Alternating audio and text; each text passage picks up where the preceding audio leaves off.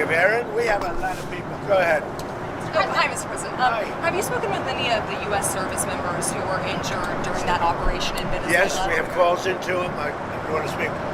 They're all in good shape.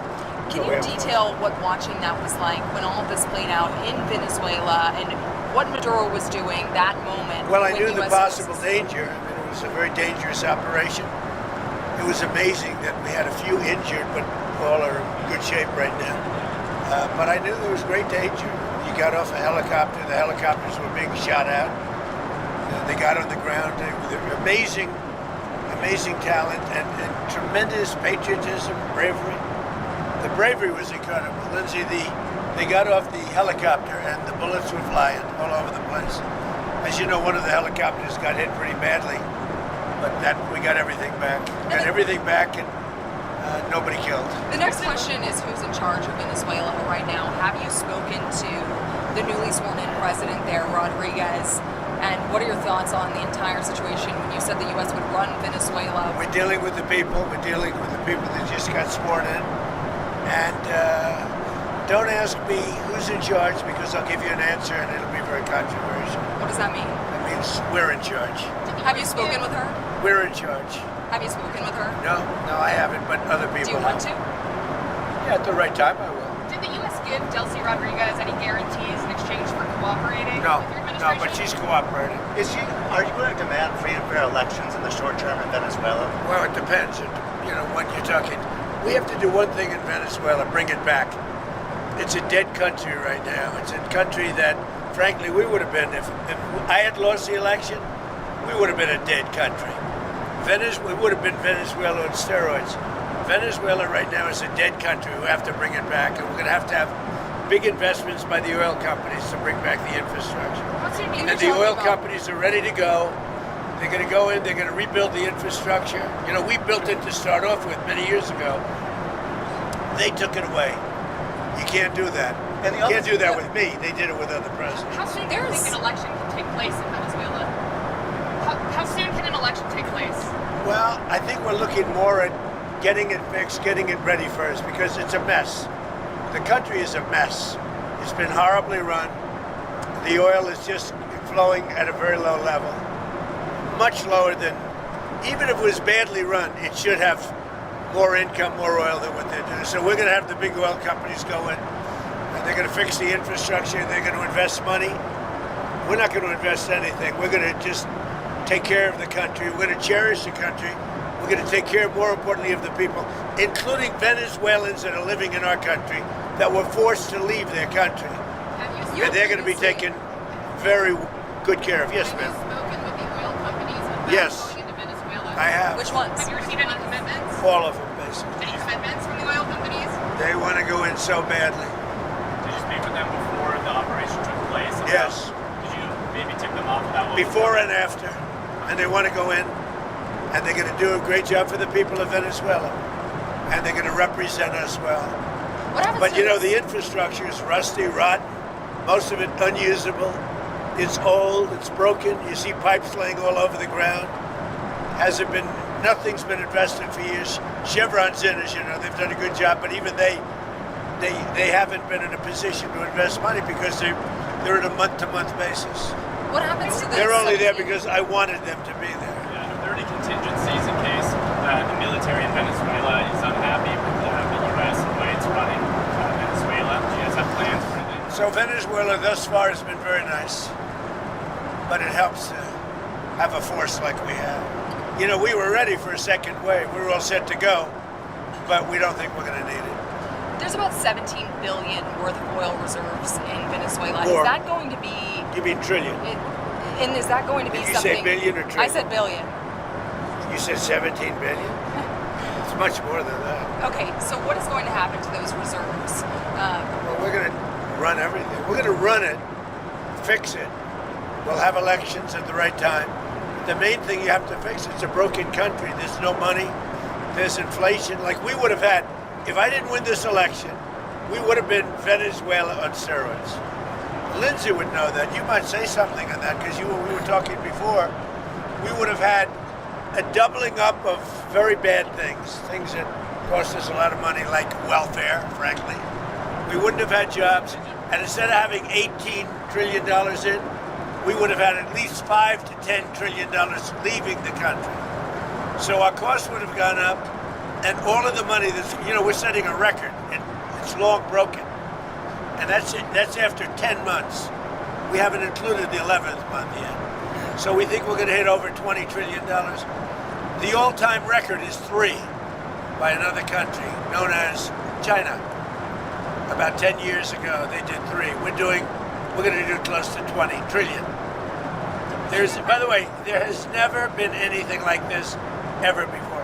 And it's all because of tariffs and the election, but it's because of tariffs. There was a time. Without tariffs, we wouldn't have 10 cents being invested. There was a time back in 2016, I remember your RNC speech, and you were saying that regime change and nation building. Where? When you were speaking at the RNC back in 2016, Go ahead, what did I say? You were criticizing regime change and nation building, the U.S. being involved in that. It seems obviously that your stance has changed on that. What led to that? And is the U.S. nation building now? Is that? This isn't a country that's on the other side of the world. This isn't a country like we have to travel 24 hours in an airplane. This is Venezuela. It's in our area. The Don Road Doctrine.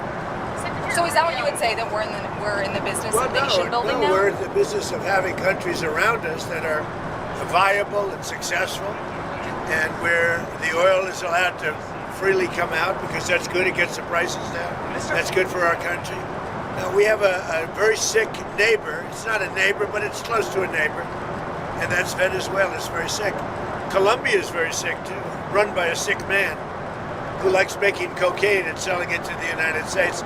And he's not going to be doing it very long, let me tell you. What does that mean? He's not going to be doing it very long. He's not doing it very long. He has cocaine mills and cocaine factories. He's not going to be doing it very long. So there will be an operation by the U.S. and it sounds good to me. Secretary Rubio mentioned. You know why? Cuba Because yesterday. they kill a lot of people. Yeah. Secretary Rubio mentioned Cuba yesterday in his remarks. Does the U.S. have a plan to do so? Well, Cuba always survived because of Venezuela. Now they won't have that money coming in. They won't have the income coming in. A lot of Cubans were killed yesterday. You know that. A lot of Cubans were killed. Do you know how many? The bodyguards. No, they're looking, but there was a lot of death on the other side. No death on our side, but there was a lot of death on the other side, unfortunately. But a lot of Cubans were killed yesterday, trying to protect him. There's been protesters killed in Iran. You said we were locked and loaded, ready to go. What is the line there for when the U.S. is going to get involved in those protests? We'll take a look. We're watching it very closely. If they start killing people like they have in the past, I think they're going to get hit very hard by the United Can I States. just add something? So when he first got elected in January, we met, biggest comeback ever. We talked about You think so, really? I didn't feel it was a comeback, actually. So Because the first one was... the bottom line is we talked about a drug caliphate in our backyard. We had Venezuela, we have Cuba, we have Colombia in our backyard. And these 3 countries have been condemned ever since I've been in politics.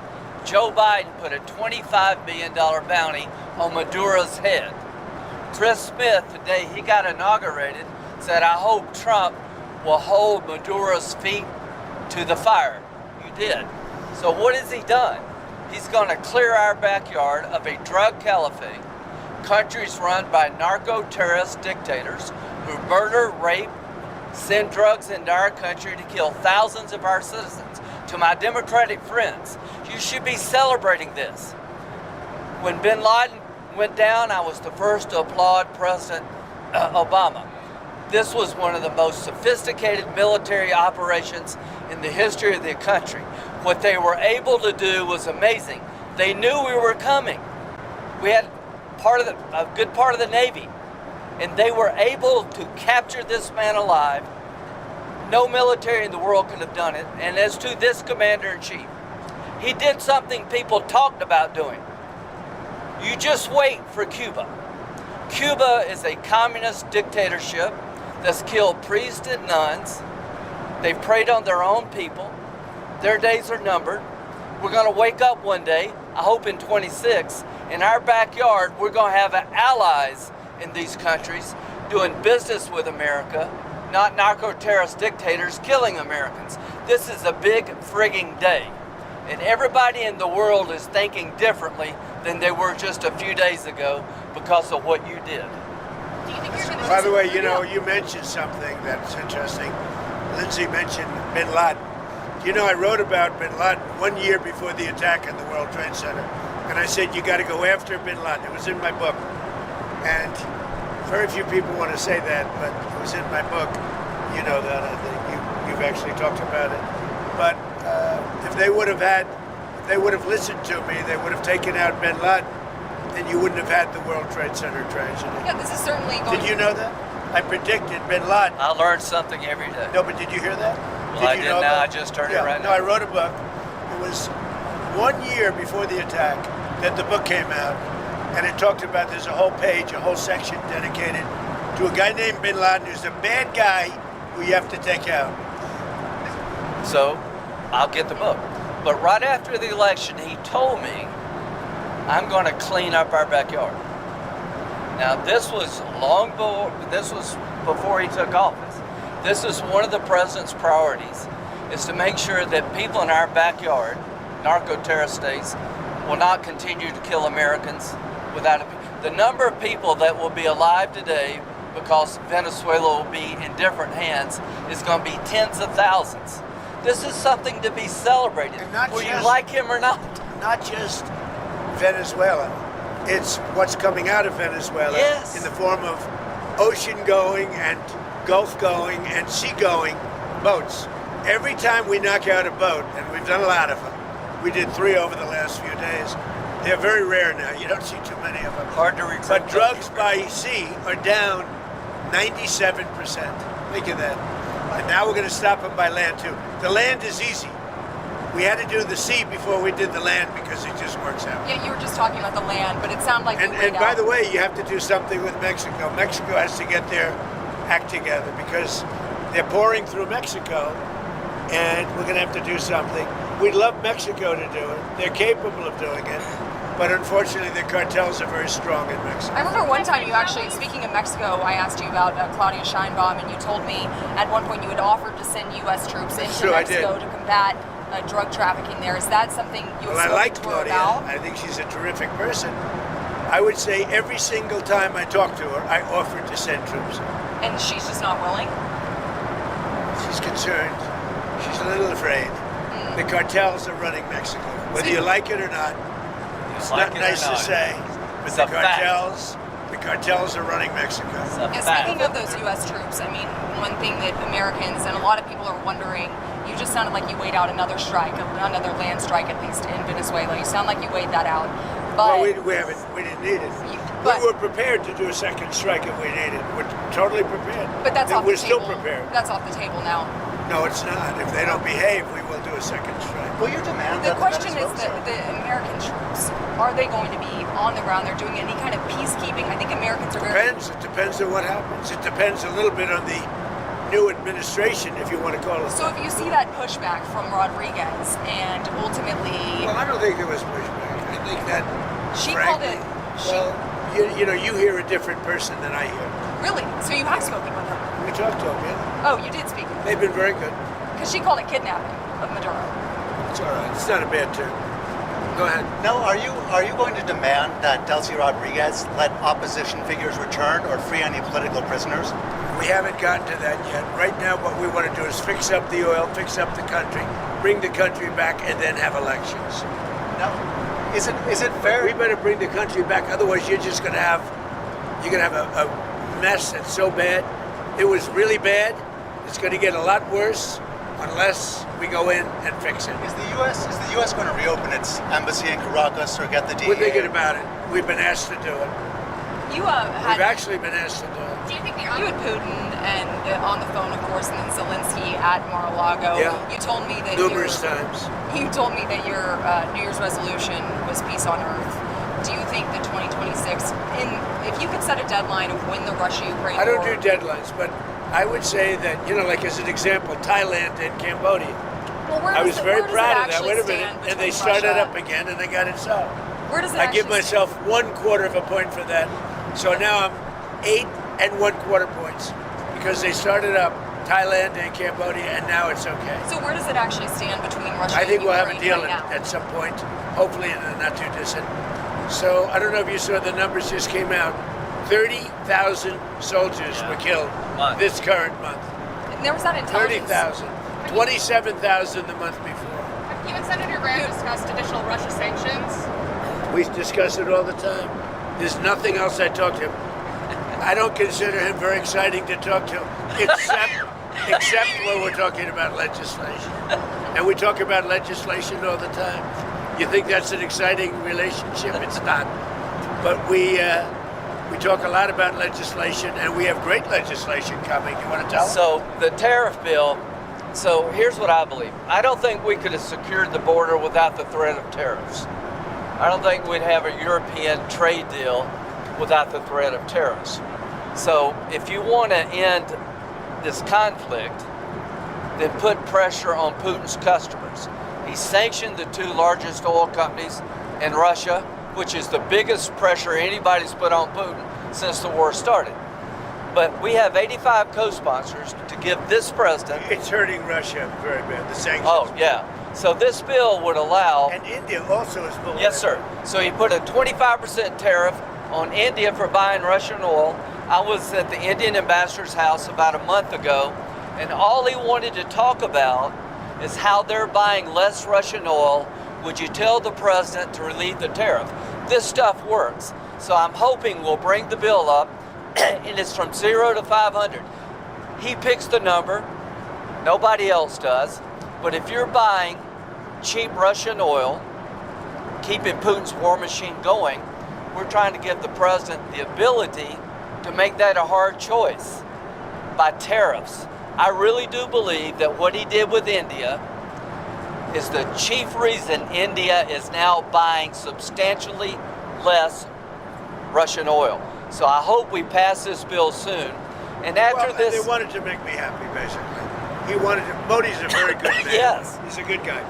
He knew I was not happy, and it was important to make me happy. They do trade, and we can raise tariffs on them very quickly, and it would be People are very afraid bad of for that. them. All of that to say, you told me you weren't very thrilled. And I'll tell you something, the Russian economy is lousy, but what's really lousy is the Venezuelan economy. The Venezuelan economy is, I think, the worst economy I've ever seen. If you look at inflation, things are doubling every day. It's stolen blood.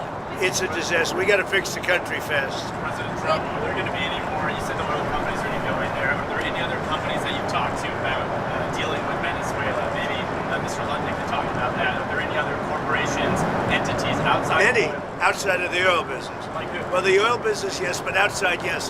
Howard, you want to So you have steel, you have minerals, right? All the critical minerals.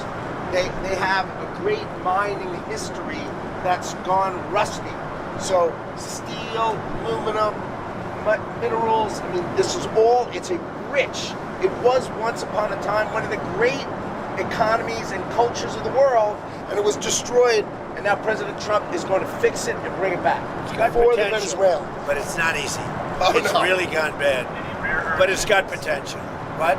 Maybe any rare earth minerals? They have rare earth, but everybody has rare earth. What's Rare earth is not rare. What's rare is the processing. We got We're almost doing all of it. processing plants all over. That's right. There's no such thing as rare earth. The rare earth is everywhere. What isn't everywhere is the processing of rare earth, and we have a lot of places going up right now. One thing we haven't heard you specifically react to is the Minnesota fraud that we've seen play out. Well, it just doesn't get worse. I've reacted. It's almost not even believable. This very stupid, low IQ governor, he's a very stupid man, because, I had a campaign against him with JD, and he's a stupid man, and he's a corrupt politician, and the Somalians are ripping off our country to the tune of, looks like $19 billion, but that's only what they can find. So usually when you look at it 19, that would mean it could be 50, but the numbers are astronomical. Think of it. They have a dead country. They don't have government. They don't have anything. They don't have a military. All they do is run around shooting people and trying to capture ships. We don't let them take ships anymore. You know why? We use the same exact missile on them that we use on the drug carriers. And it's very effective. So You notice there's nobody capturing ships anymore? Because as they head out to go capture the ship, and the ship doesn't want to fire back because it's very flammable stuff in many cases. And the insurance companies don't want, because they build $1 billion ship, and they don't want anybody firing rockets into the ship. But we're hitting them so hard, and it's very similar. Same missile system. It's called deadly accurate. And do you notice that ships aren't being taken anymore? The pirates are. That's right. I hadn't thought about The that. pirates aren't. Well, no. No Somali pirates. It's actually very easy. They head out. We say, guess what? There's pirates. Bing. That's the end of the pirates. The shipping business is coming back because, see, these are little things that we're doing, and I'm doing it not just for American ships. I'm doing it worldwide because we don't want ships taken by Somalia pirates.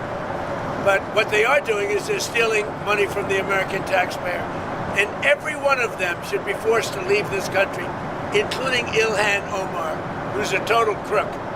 And she's one of the leaders of it. Not the only, because she's not that smart. But think of it. $19 billion at least they've stolen from Minnesota and from the United States. It's actually more from the United States because Minnesota puts in, and we're not going to pay it anymore. We're going to have Waltz go pay. We're not going to pay them, and we're not going to pay California, and we're not going to pay Illinois with that big slob of a governor that they have that doesn't want. We brought down crime by 25%. He didn't do anything. He's not doing anything. But they want us to leave. He had a day where they had 17 murders, not too long ago. 17 murders and 77 people shot, but 17 died. And then he talks about, we can handle it. He can't handle it. But we pull back, and we'll go in at the appropriate time. But we're the ones that brought the crime down. We brought it down 20%. They didn't bring it down. Pritzker didn't bring it down. Same thing with Gavin Newsom. If we didn't go in to Los Angeles 7 months ago when they had the riots, even the police commissioner, the head of police, said if we didn't have the federal government go in, we would have lost total control of the city of Los Angeles, and they would have had to cancel the Olympics. Think of that. speaking of Los Angeles, the National Guard, you pulled out the National Guard out of Portland. We did. In Los Angeles. And you know what? Do you know that Portland, we got it down to almost no crime? Do you know that? But we pulled it out. We had a Supreme Court decision. We can go back. We're allowed to go back in. But we'll go back in when the crime starts. Look, the crime will soon start because they now know that we're out. And at the appropriate time, we'll go back in. And we may, if we're allowed to. The most powerful thing we haven't used, the Insurrection Act. You're considering using the insurrection? I've always considered it, but we haven't needed it anywhere. 48% of the presidents of this country have used it. Bush used it, I think, 22 times or something. You know that, right? I mean, Bush the elder. Now, what are your short-term next 2 weeks? What do you need from Delcy Rodriguez? You threatened just total access. We need total access. We need access to the oil and to other things in their country that allow us to rebuild their country. What other things? A lot of things. Roads that aren't built, bridges that are falling down. Yeah, bridges that are falling down, nobody can go anywhere.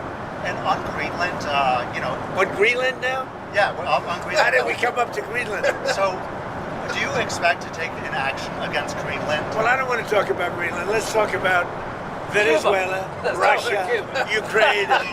We'll worry about Greenland in about 2 months. Let's talk about Greenland in 20 days. On Venezuela, we talked so much about energy. By the talk way, about Cuba. I will say this about Greenland. We need Greenland from a national security situation. It's so strategic. Right now, Greenland is covered with Russian and Chinese ships all over the place. We need Greenland from the standpoint of national security. And Denmark is not going to be able to do it, I can tell you. You know what Denmark did recently to boost up security in Greenland? They added one more dog sled. It's true. Sir, They thought that was a great move. what would the justification be for a claim to Greenland?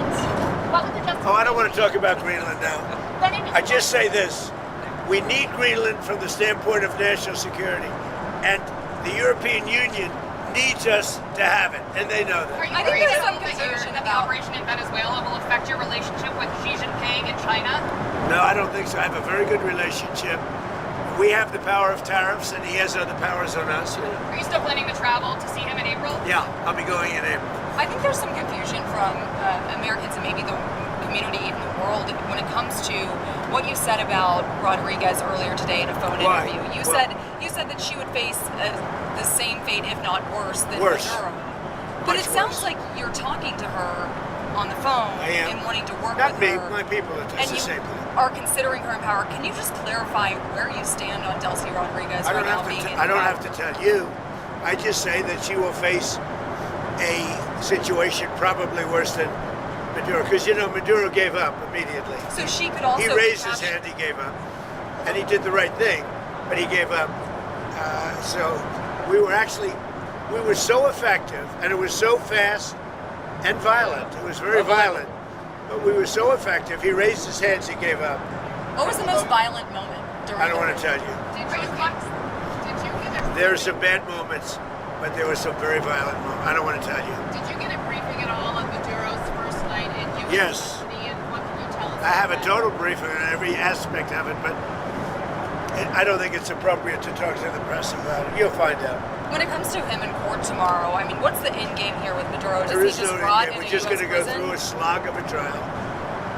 The judge is very respected, Judge Hellerstein. He's a highly respected judge. We'll see how we do. The case it's infallible. And people are so happy with what we've done. You go down to Miami, you go down to a lot of places, and they're all dancing in the streets of this country. Now he was a rough man. Killed millions of people. He killed millions and millions of people. After he stands Can trial, I just say something? We got that. This is a good thing, not a bad thing. President Biden put a $25 million bounty on the guy's head. Why?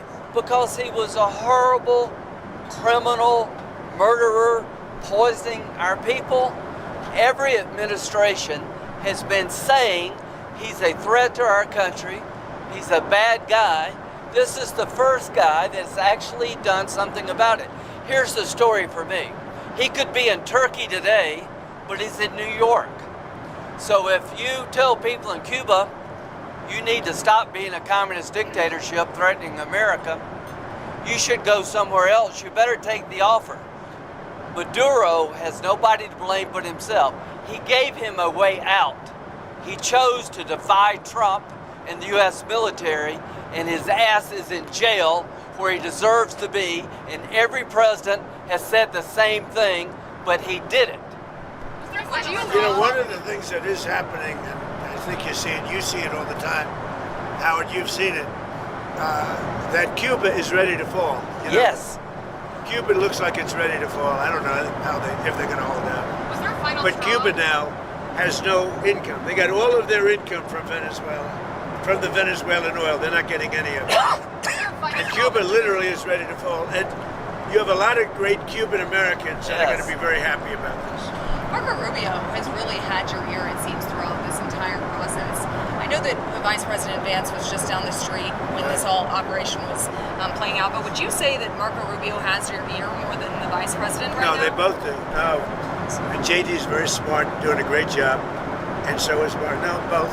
It sounds like I would he's say been equal. the go-to, and you were just talking about Cuba and what could come next there.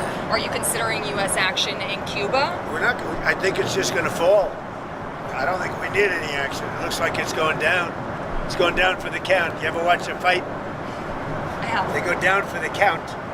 And Cuba looks like it's going down. What do you think, Howard? It's going down. They've lived off of Venezuela, right? The economics were all Venezuelan, right? That's why you said the protective force of Maduro was Cuban, right? They were Cuban guards, so they were just paying Cuba when that money stops. Don't hire him in the future.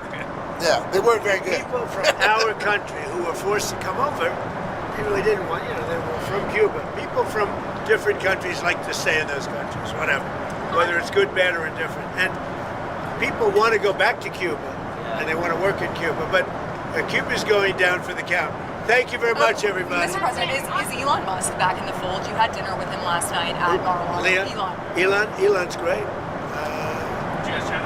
I say about Elon, he's 80% super genius and 20% he makes mistakes. But he's a good guy. He's a well-meaning person. Can I ask you about one more thing that I've been wanting to ask you the last couple of days? You said that you were very... She's got a lot of questions. I do have a lot of questions. Tell him who you're with. Go ahead. I'm with News Nation. My name's Libby D. Excellent. So you said that you were really very angry with the Ukrainian President Zelensky if he was the one who conducted that strike on Putin's residence. I don't believe that strike happened. Right. So Putin had said in that phone call to you that that strike happened. You came out and said that, and you believed Putin. There was some criticism. There is something that happened fairly nearby, but had nothing to do with this. Why did you believe Putin in that moment and then go say that about Ukraine? Because nobody knew at that moment. I mean, that was the first I heard about it. So why not? He said that his house was attacked. We don't believe that happened, now that we've been able to check. Yeah. But that was the first we ever heard about it. We just hope that Russia and Ukraine get it settled. Amen. It's costing us nothing. In fact, we make money because unlike Biden gave $350 billion, gave it away. Now, I got a lot of it back because we did a rare earth deal, going into rare earth. And we're going to get a lot of that money back, maybe all of the money, maybe more than all of the money. But we get paid now whenever we send anything, they pay. So this isn't an economic thing for us. This is a soul. This is a situation where on average 25,000 souls, 25,000 soldiers mostly, and some people from Kiev and different cities, but a very small number by comparison. But 25,000 to 30,000 soldiers are being killed every single month. And they're not from America, they're from Russia, and they're from Ukraine. And if I can get it stopped, I'd like to get it stopped. And I think we will. Thank you very much, everybody. You've talked about returning some control to American companies. Did that play at all into your decision to capture Maduro? No. What really played is the fact that he sent millions of people into our country from prisons and from mental institutions and drug dealers and every drug addict in that country, in his country, was sent into our country. Think of that. Every single drug addict from Maduro's country, which isn't really his country, and it's certainly not his country anymore. Every drug addict and every drug dealer has been sent into our country. Now we're getting them back, but it's a very laborious job to get them back. Very hard job and of course, we're not getting a lot of good backup from certain judges, from certain radical left. But we're doing well on appeals because the people doing the appeals, seems that the judges are much more sane. What these super radical left judges are doing to our country, it's incredible. But if you take a look, Maduro sent hundreds of thousands and even millions of people from jails, from prisons, from mental institutions, drug dealers, drug addicts, everybody. He sent anybody with a problem to it. It can never be forgiven. And other countries have done the same, but nothing like Maduro's done. During your campaign, you talked about ending American foreign intervention. What changed your mind with Venezuela? What kind of grew your interest there? The fact that he sent drugs into our country, we're stopping it rapidly with what we're doing with the sea, because they come in, a lot of it comes in by sea, but it's not coming. The drugs coming in, as I said before, by sea are down 97%. You should be saying, thank you very much, President Trump, great job. Now they can't get anybody to pilot those boats.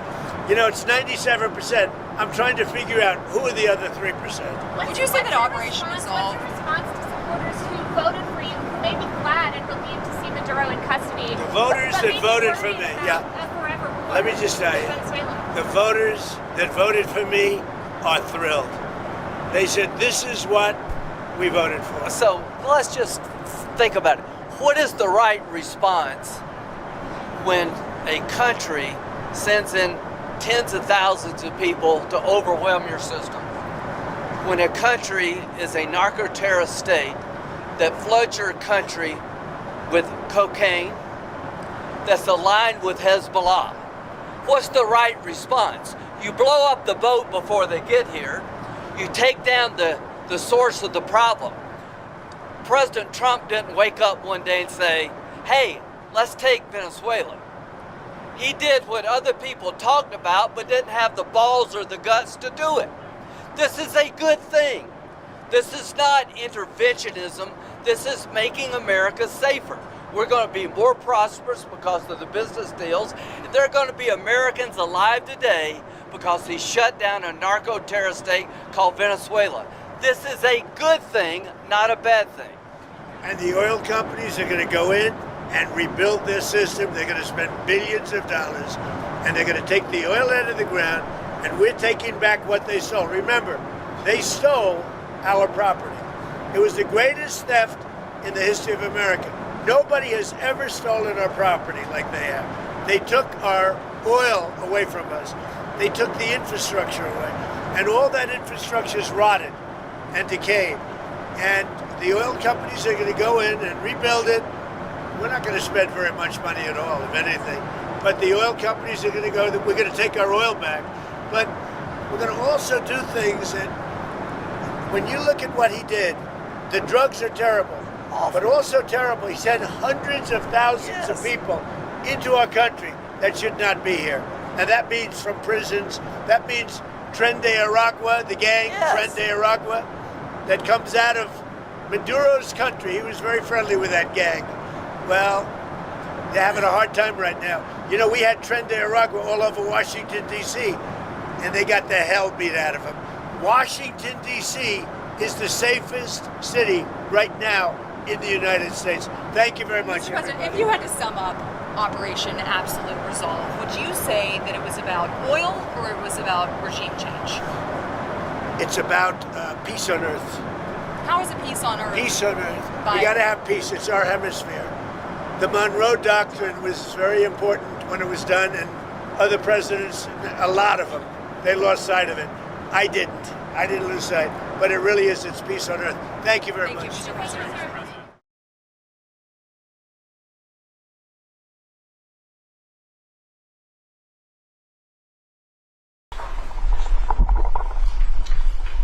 Well, thank you very much. It's great to have the Prime Minister of Australia. Fantastic place. A lot of friends over there, and this is one of them right here. The Prime Minister is, as you know, Anthony Albanese, and he's highly respected, done very well in his election, and I hear you're very popular today, right?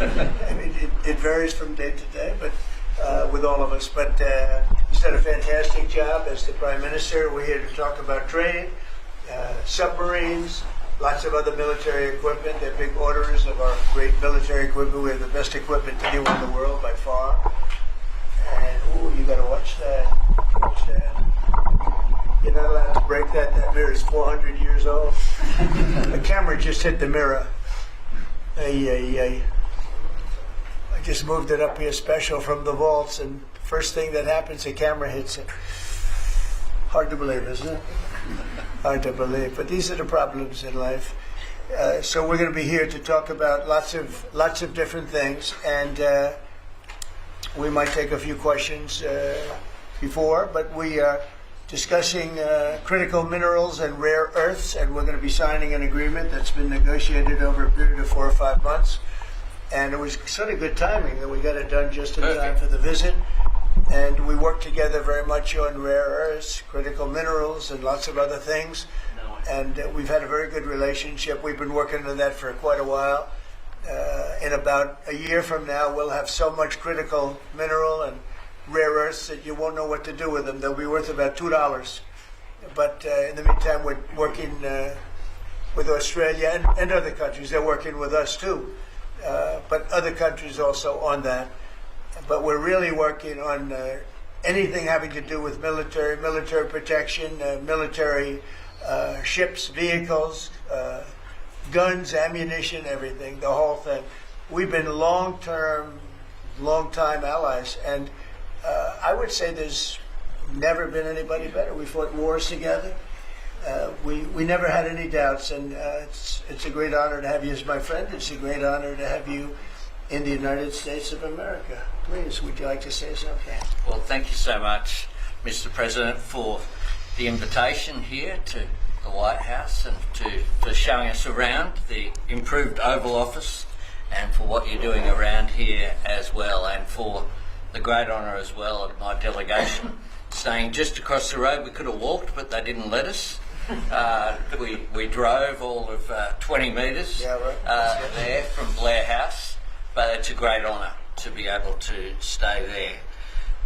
We are great friends and we're great allies, and this is a relationship that's been forged in the battlefields of the world. We have stood side by side for freedom and democracy, and congratulations, I must say, Mr. President, on the work that you've done with the Middle East.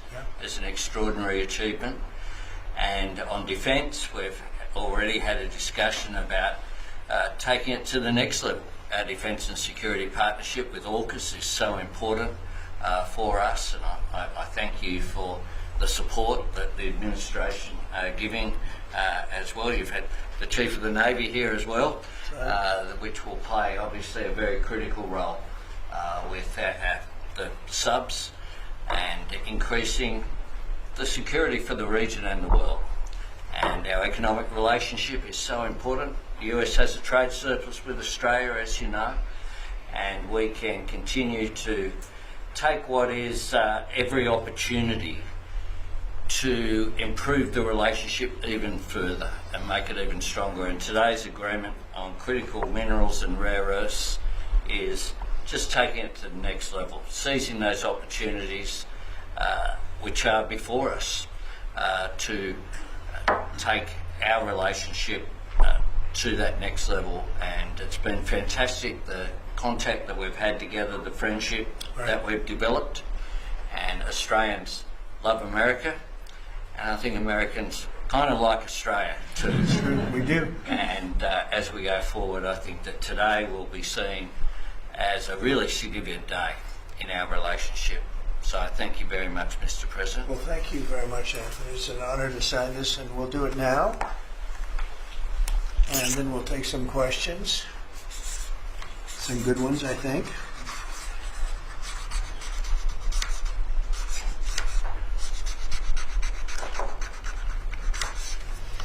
Okay.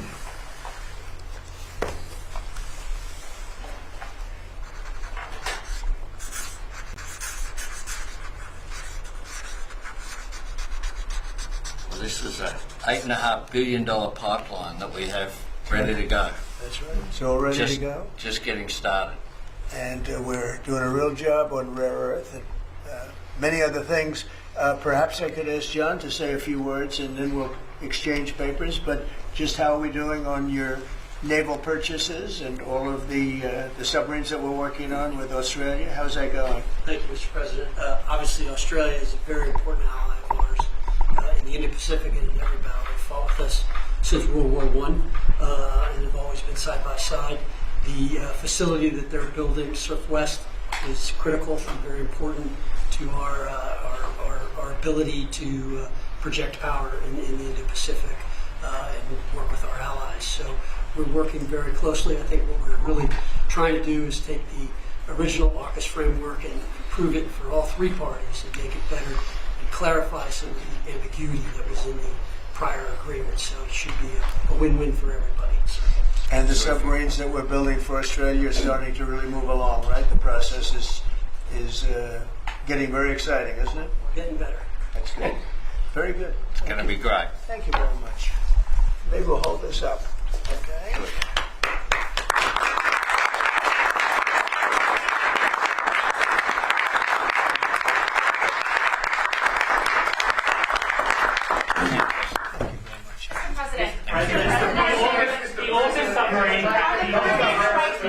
The AUKUS defence pact that the Prime Minister just mentioned, it is a critical issue for Australia. Yes. You haven't really spoken much about it publicly. It was a deal that was done under Joe Biden to sell submarines to Australia at a time when you're not really making enough for your own needs. So can you tell us, have you gotten across the details of the deal? Do you support it, and will you honour it? It was made a while ago, and nobody did anything about it, and it was going too slowly. We do actually have a lot of submarines. We have the best submarines in the world, anywhere in the world, and we're building a few more currently under construction. And now we're starting, we have it all set. With Anthony, we've worked on this long and hard, and we're starting that process right now. And I think it's really moving along very rapidly, very well. But if the right submarine production doesn't continue, how can you guarantee Australia will get the parts? Oh, it's getting, oh no, they're getting. At least 32 people have been killed. In those Excuse me, two you're next. Thank you. Go ahead. China's bad behavior has really only gotten worse since the AUKUS partnership was formed. With that in mind, is the door open for Australia to get additional nuclear-powered submarines or other military capabilities not already in the deal? I think China's been very respectful of us. They're paying tremendous amounts of money to us as in the form of tariffs. As you know, they're paying 55%. That's a lot of money. They never were paying anything over years and years and years. But they were like anybody else. A lot of countries took advantage of the U.S. They're not taking advantage anymore. No, China's paying 55% and a potential 155% come November 1st unless we make a deal. And I'm meeting with President Xi. We have a very good relationship. We're going to be meeting in South Korea in a couple of weeks. And we'll see what we can do. We have a very good relationship with China, but you know, it's been probably a little bit like your relationship with China. They try and take advantage, but most countries do. I mean, I can say the European Union took advantage, but not anymore. We worked out a very fair trade deal. Japan, we worked out a very fair deal. South Korea, where I'll be meeting President Xi, we worked out a very fair deal. And